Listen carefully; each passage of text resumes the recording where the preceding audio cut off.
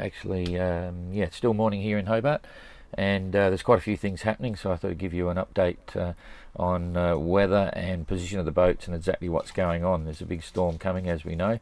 The fleet is so far spread apart now, it's hard to get everyone on the same picture, so we'll go right to the back of the fleet to start the ball rolling, and we'll just bring this up here a bit. You can see now Gregor and sorry, not Gregor, Igor and Mark Sinclair over here. So Igor's had lots of problems, as you've probably been reading, but he's now pretty much underway, although he has made a decision to try and seek some shelter so he can clean the bottom of the boat. Apparently his barnacle problems are quite serious as well. Here's Igor here, and this is St. Paul Island. He sent us a message yesterday saying that he fully intends to try and make for St. Paul Island. If we blow that up, you might be able to see even a bit of the sort of anchorage that's here. It's a circular anchorage, like in the middle of a... Oh, I've gone too far now. In the middle of, I don't know whether you can see that, there's a little hole in the middle of this mountain, and you can get in, but it's particularly challenging because it's very deep. It's about 35 meters deep, right up to the edges of the sort of volcano entrance there, or the lagoon, and usually when a boat goes in there it has to tie up with lines ashore because it's simply too deep to anchor. So we're yet to pass that information on to Igor. That will go through. We've sent the message to his support team. They talk to him regularly on the HF radio in Russian, and they'll explain some of the challenges there anyway, but that's his intention. So for now he's making 3 knots with a northerly breeze, going okay, but he is pretty slow. Mark Sinclair, if we zip back here a bit, he's on his way up to try and locate Gregor's boat. He's expressed an interest to have a look at that, so he's now in very light winds, starting to close in on Gregor's spot. Just take a few photos and see exactly what's happening, see if his AIS is still working. That could happen in the next 5 or 6 hours or so, 6 or 7 hours, and he might bring back some photos with him when he finally gets to Hobart. So for now, light winds, and that's going to continue for a while there. So we'll just zoom back so you can see some relative positions here, and then we'll look at forward weather. In fact, I'll do the forward weather. I'll do the forward weather on these two now, so you can see what's going to happen in the next few days. We'll pick that up from there. So one day ahead, there's still very confusing seas down, confusing winds, very unstable. So this looks like pretty good sailing conditions. There's a centre of a high here, so Mark should be okay to get up to try and find Gregor's boat. Igor will make his way down to the island. So that looks all right. There's no storms coming. That's the good news. This is the next day. You can see all of a sudden there's headwinds because this is the centre of the high. Another high is broken off, and it's below them. So they're going to have some headwinds here, which will be frustrating.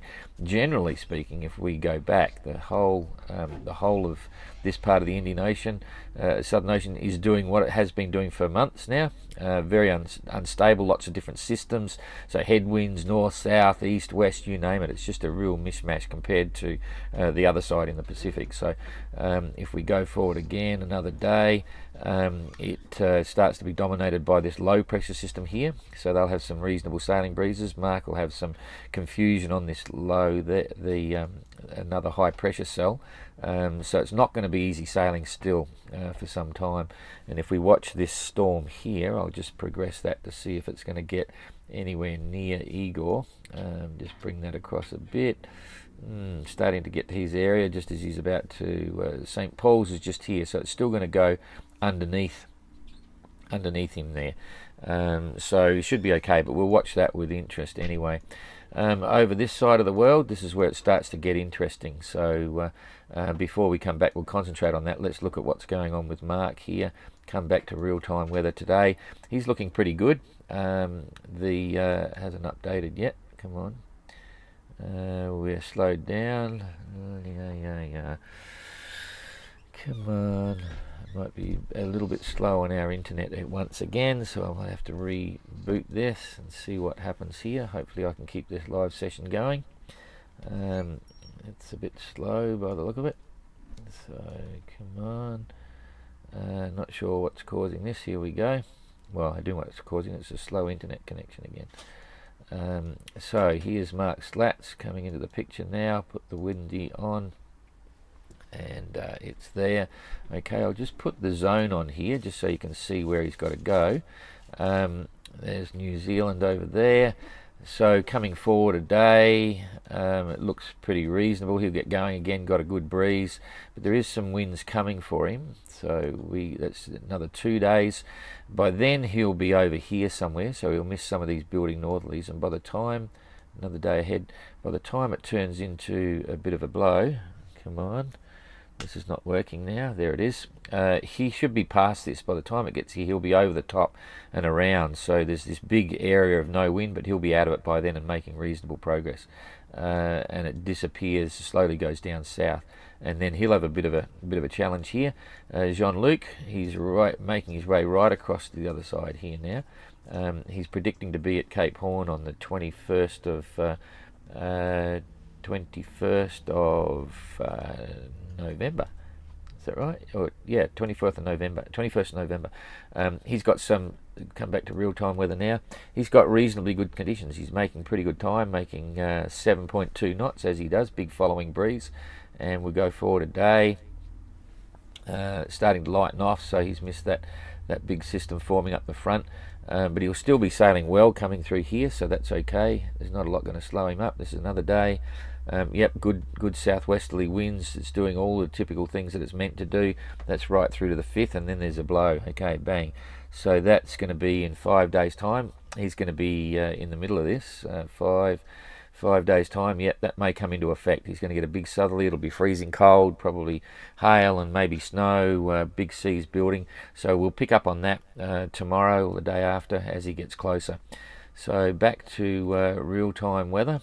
And we'll zip across to the other side. I'll take the zone off, and we'll come and have a look at what's going on with Uku, Susie, Istvan and Tapio. First of all, we'll have a look at Uku. I think you can see that. I know some of you are on mobile devices and it's a bit hard to see, so I've got to build it up. I'll give you a point of reference, and then it's harder to see what's coming with the weather though. But there is a blow coming. I'll go through one day. Here's the first day. He's got good breeze. We've told him to go southwest. We want to get him down as far as we can here to miss what's coming. If we go through to 1800, here's the big storm coming, and to get the big picture on that, this is the start of it. By the time we're on this weather image, Uku should be down around here somewhere. Okay, and we're expecting, if we go through that a few hours later as it's coming over, I'll just try and animate this. It's every one of these clicks is an hour. There's 1, 2.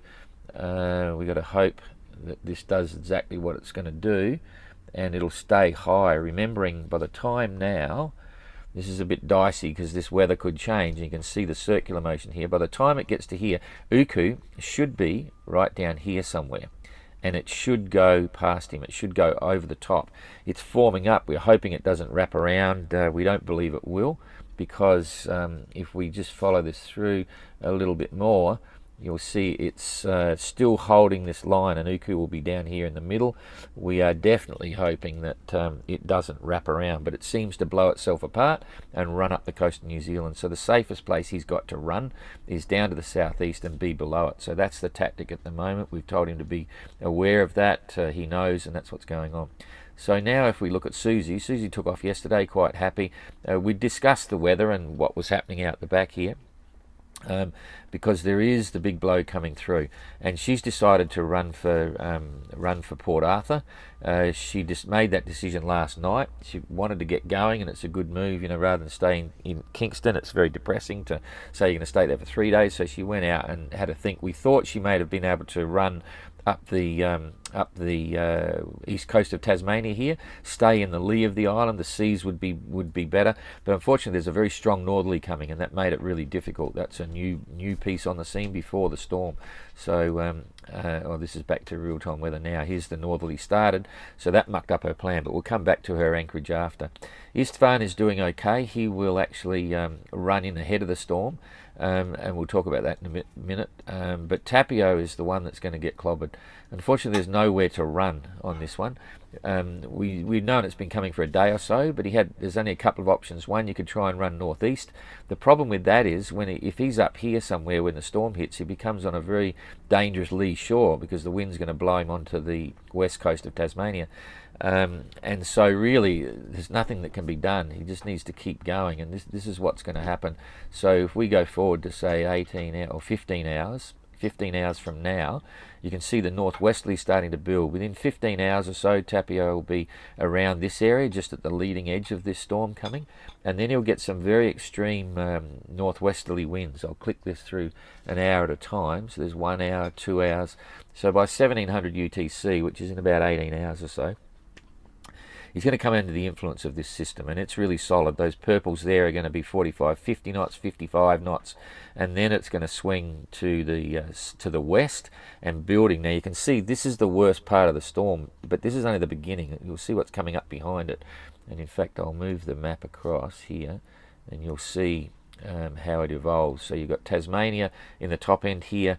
Tapio will be about on this line here, or be somewhere there. He will have gone through severe northwesterly winds at that stage, and then he'll get into an area that'll be easily gusting well over 70 knots. This is the leading center of it, but it just keeps growing. So it's just going to hold there for nearly 24 hours. This is just clicking through every hour, and this whole region here is potentially 60 gusting 75 knots, and it's going to go right through where Tapio is. So it's changed a bit. It's gone down south. So if we pick this up, the center is now south. It's right down here, which is a good thing. Previously the forecasting was saying the center was going to be higher, and that's why there was no chance to run off to the north and risk going into a lee shore there. So unfortunately Tapio is going to have 24 hours of really horrible conditions. If we just backpack a little bit and look at the sea state, we'll just call up the waves here.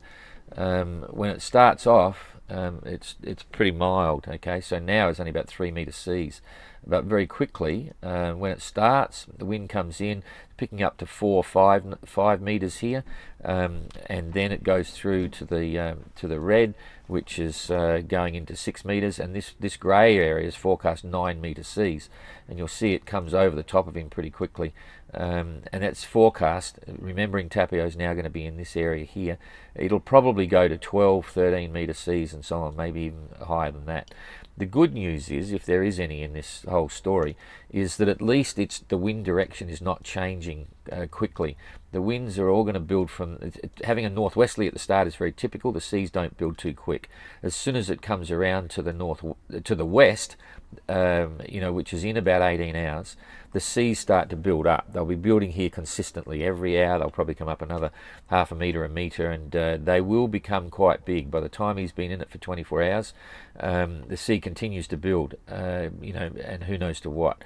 The trick is then, the challenge is that as it's dying down, because at this stage Tapio will probably be down in this area here, as it dies down, the seas will remain, and that's the danger zone. So Tapio's had plenty of time to prepare for this, but it will be a very challenging situation for him. So we'll all be watching and hoping the best for Tapio over the next couple of days. As for Istvan, it looks like he's had a bit of good luck for a change, and I'll just build this up here so you can see his approach. He's got about 150 miles to go right now, and he's got a nice sailing breeze. He's making 5.6 knots, and that breeze is going to follow him all the way around. If we now come forward 8 hours or so, you see he's got a solid breeze there. As he's moving around the corner, it's going to come to him really quickly. In fact, I'll show you how quick this is going to hit. I'll just push this an hour at a time. This is 1900 hours UTC, so he'll be around about here somewhere, okay, at that stage. And then very quickly, this system, that's 1 hour, 2 hours, 3 hours, this keeps building. He keeps sailing around with this, okay. So and by that stage, this is 2 o'clock on the 2nd. By that stage, Istvan should be up and pretty much getting in towards, he's in the lee of Bruny Island, heading in towards Kingston Beach, so he's just going to beat this storm in, and then it's going to continue to infill right over the top of Tasmania. So it just builds up. This is every hour. A few hours later, there's going to be 70 knots off the bottom of Tassie here, so he's beat it by about 12 hours, and he'll be snug there on the anchor at Kingston Beach, and I'm quite confident that he's going to go nowhere until it blows through. So that's going to be possibly Sunday or something, so he'll be there for a while. This goes through very slowly. In fact, you can see there at that stage, right in the thick of it, Susie will be anchored up in here. If we, this is at 6 o'clock UTC on the 3rd of November. I'll just build that up. Susie's anchorage is going to have 60 knots in it, okay, and she's got a 35-pound CQR chain and rope. Should be okay. So let's talk about what she's doing right now. I'll just scale that back to real-time weather. I'm going to change this to a chart sequence instead of just the pictures, so I can show you where she's going to go and hide. She came out last night thinking it might have gone north around and headed north and stayed to the lee of the island. It wasn't going to work with the current forecast. She hove to here. You can see her course during the night, just hove to, got some sleep. She then turned around about first light this morning, and she's just about, we've got her on 1 hourly positions at the moment, so we can see where she's going. She's making 1.9 knots. There's slight headwinds at the moment, and she's coming in here to Port Arthur, which is a very famous tourist spot. There was a convict settlement here, and you know, going back hundreds of years, but it's very secure anchorages in there. And if I come up to the next one, I'll show you where she's going in. She doesn't have a large detailed chart for this. This is probably about as big as she's got, as you're seeing it on the screen there now.